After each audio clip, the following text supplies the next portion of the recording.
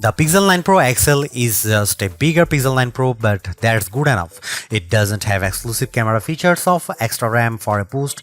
It's just got a bigger display and bigger battery. That means the Pixel 9 Pro is an even better pick this year, but it also means that you can choose your Pixel based on the size you like, not the features you need. If you feel like new Pixel phones arrived sooner this year, you are right.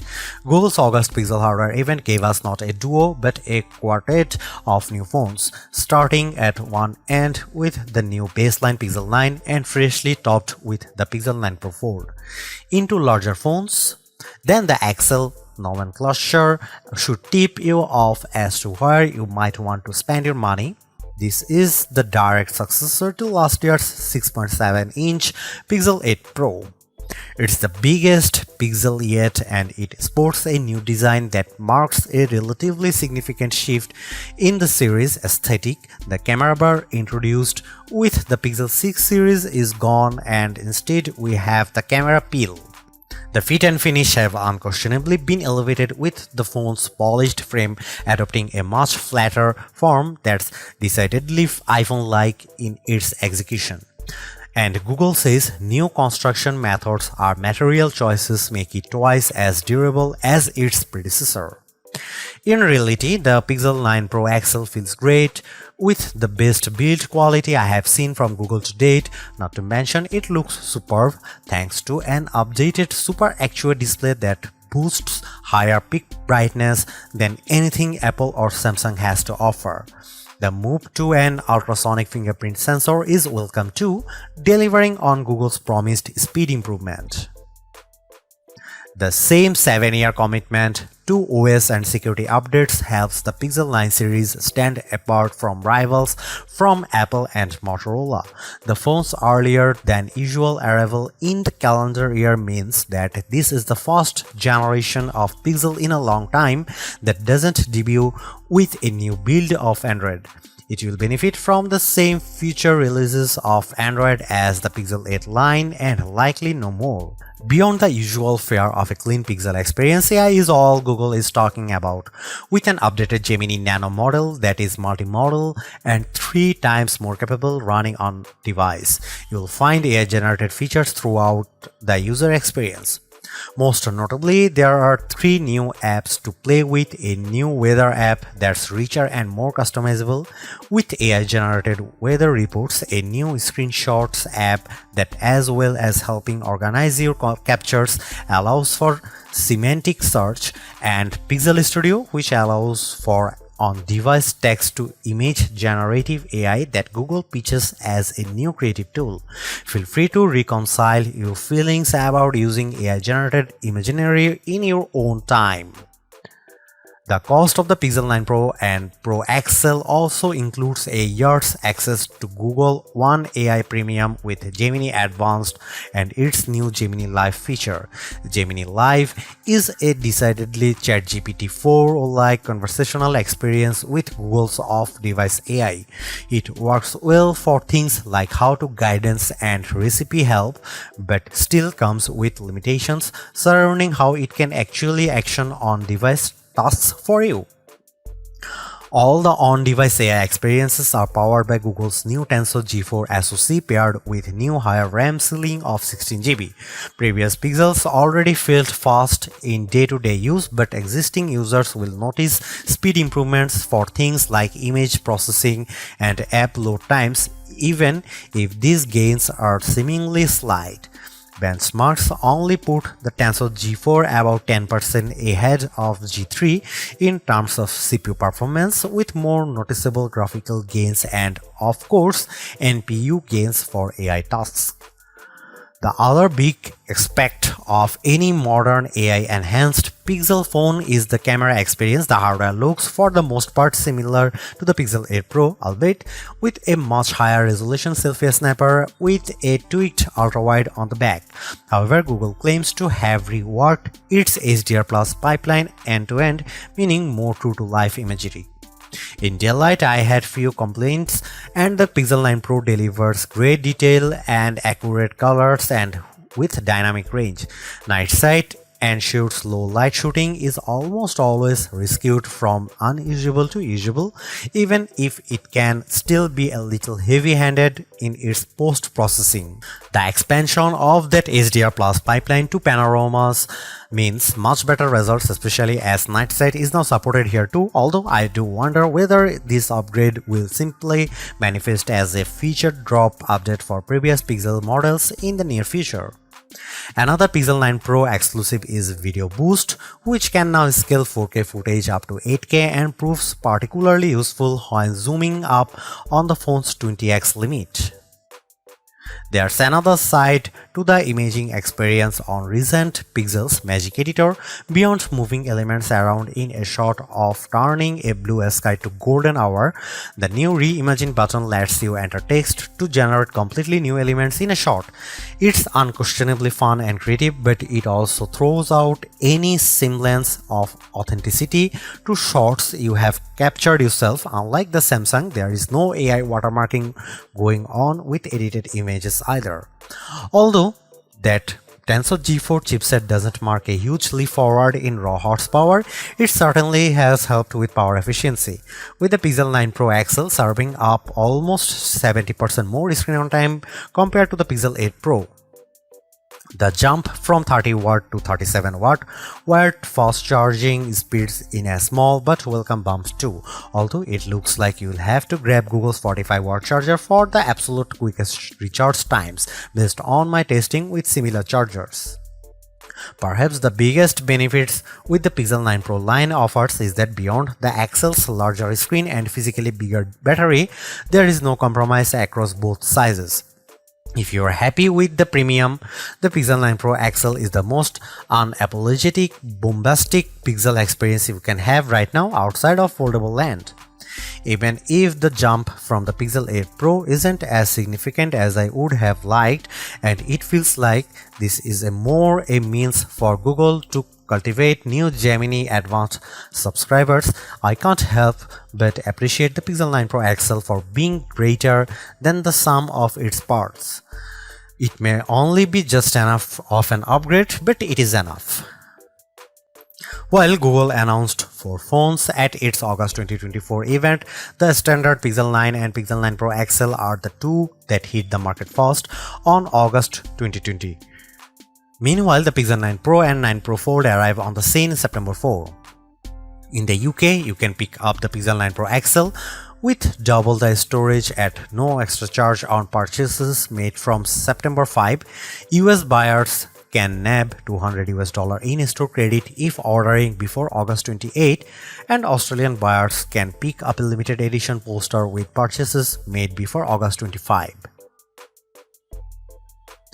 The addition of the new smaller Pro model this year helps Google justify its decision to render the Pixel 9 Pro XL the most expensive candy bar Pixel to date. It starts at $1,099. It's practically like for like when compared to equivalent storage option of the iPhone 15 Pro Max, truly putting an end to the notion that the Pixels are the affordable flagship option.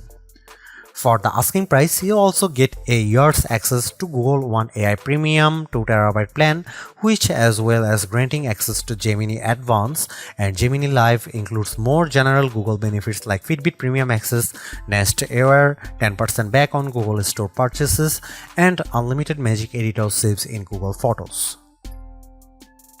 A pixel in iPhone font, that's the shorthand I keep coming back to the newer Pixel 9 series design language. The size and feel of the XL's new squared aluminum frame immediately reminds me of Apple's current iPhone 15 Plus and iPhone 15 Pro Max in the hand. Does that polished metal attract fingerprints?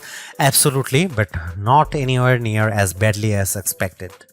This new squared form, paired with the heaviest build of any candy bar Pixel yet, leads to a more premium look and feel overall. This is helped further by the Pixel 9 Pro XL's slimmer profile compared to the Pixel 8 Pro, and side by side with my wife's old Pixel 6 Pro, the jump in build quality is truly impressive. One update I'm not sure I love quite so much is the loss of the camera bar, which is replaced in this generation with a camera peel that protrudes out of the phone's rear panel at 90 degrees. It makes for a more bold and confident aesthetic, but it's not as quickly identifiable as the bar. As well as the cosmetic changes, Google also claims that the Pixel 9 Pro XL's new mid-frame design, not to mention its 100% recycled aluminum outer frame, Gorilla Glass Victus 2 front and rear panels, and IP68 certified protection against dust and water ingress, make the new phone twice as durable as its predecessor. In my time with the Pixel 9 Pro XL, by trying to keep it out of harm's way as much as possible, the finish has remained unscathed, but whether it will age as gracefully as its titanium-clad competition from Apple and Samsung remains to be seen. Both sizes of Pixel 9 Pro come in 4 colorways, with Obsidian pictured most prominently in this review. The hazel finish most closely apes the iPhone 15 Pro's natural titanium look, and the Galaxy S24 Ultra's titanium gray, while porcelain and rose quartz offer decidedly more vivacious options. The Pixel 8 Pro Super XR display feels like a noteworthy upgrade from the panel on its predecessor, and while not as earth-shattering an improvement this generation, the Pixel 9 Pro XL screen is a great refinement yet again. Although it sports the same resolution as the Pixel 8 Pro's panel, both high brightness and peak brightness levels have been cranked up to 2000 and 3000 nits respectively, meeting or beating key rivals in a spec-for-spec comparison. Add to that the panel's flat design, its thin, equally proportioned bezel on all sides, and its excellent viewing angles, and the Pixel 9 Pro's XL's Super XR display is a thing to behold. As before, the use of an LTPO OLED panel facilitates a dynamic refresh rate from 1 to 120Hz, making it ideal for always-on display functionality thanks to the implied power-saving benefits, while also still serving up a snappy user experience when swiping around the UI. One of the more prominent changes you might not immediately notice is the fingerprint sensor. Instead of the optical module used since the Pixel 6 series, Google has gone the way of Samsung and instead kitted the Pixel 9 Pro XL's display with an ultrasonic sensor. I didn't notice a huge difference when making the switch from my Pixel 7 Pro, but in side-by-side comparison it lives up to the promise of a 2x speed improvement. Perhaps more useful is the greater reliability, especially with damp fingers or when used in the rain. One side effect of this latest generation Pixel launch happening earlier than usual is that the whole series runs Android 14.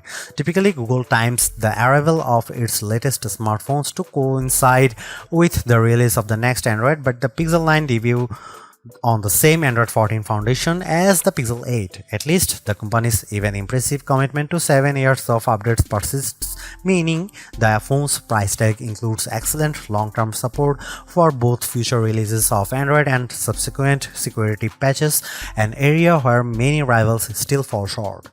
As a long-time Pixel user, the look and feel of Android on the Pixel 9 Pro XL is characteristically clean, easily navigable, pleasantly customizable, and dressed with helpful everyday features that aren't guaranteed on other phones. That said, the Pixel 9 Pro XL does get some Pixel exclusive editions that up the ante, all of which lean on Gemini AI. There is a new dedicated weather app that generates dynamic weather reports to make insights into each day's weather more digestible than ever. The ability to drag and drop the various in-app widgets for things like UV index, 10-day forecast, and air quality is a nice perk too. Next up is the new Pixel Screenshot app, which seems like an odd addition at first, but for list makers, students, and journalists, it offers surprising depth. You can add notes to individual screenshots and group them into collections too. The app can index screenshot content across text and images, making it searchable. This allows for semantic search and object recognition, as well as recognizing Wi-Fi passwords and QR code information. Pixel Studio uses an on-device variant of Imagen 3's diffusion-based text-to-image generative AI, allowing you to create imagery seemingly from scratch. You can remix results using predefined style prompts or sculpt off a completely original prompt if you prefer. At launch, Pixel Studio won't render people, but it's fine with objects and animals. It also managed to render legible text without much artifacting, a challenging test that I have seen other image generators fail. Right now, the application proves novel enough, but there is a scope for everything from messaging to graphic design work, depending on your feeling towards the use of AI-generated imagery. The price of the Pixel 9 Pro XL also includes a year's access to Gemini Advance, meaning you can interact with its latest off-device model in Gemini 1.5 Pro and gain access to Gemini Live, Google's conversational AI experience. My family tested its abilities on a bean salad recipe, including suggestions on preparation and accompaniments, all without any obvious breaks in conversation or AI hallucinations. I also had it explain how to change various Gemini and Android settings, although its inability to take actions on many features feels like a missed opportunity, or at least an area that Google should focus on as it expands the assistant's functionality.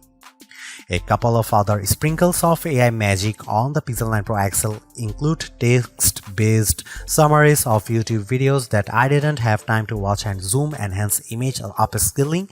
I'm also intrigued by the call notes feature shown off at launch that will summarize phone calls. However, this wasn't ready during review. The most obvious criticism of Gemini on the Pixel 9 Pro is that it feels consistently slower when asked to carry out the same task I would have previously asked for Google Assistant. The trade-off is much richer results and more insight provided you trust the source data Gemini is pulling from.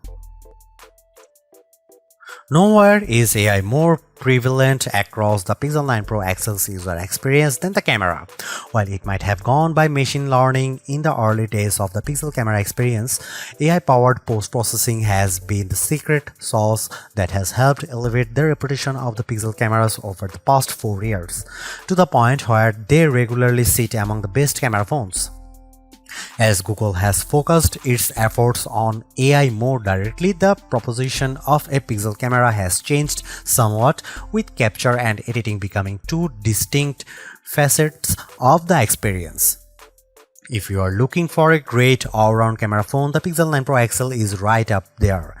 A revised HDR Plus pipeline puts into practice the company's learnings from previous entries, paired with new training data to create images with a more true-to-life appearances, better exposure, dynamic range, details, contrast, and colors.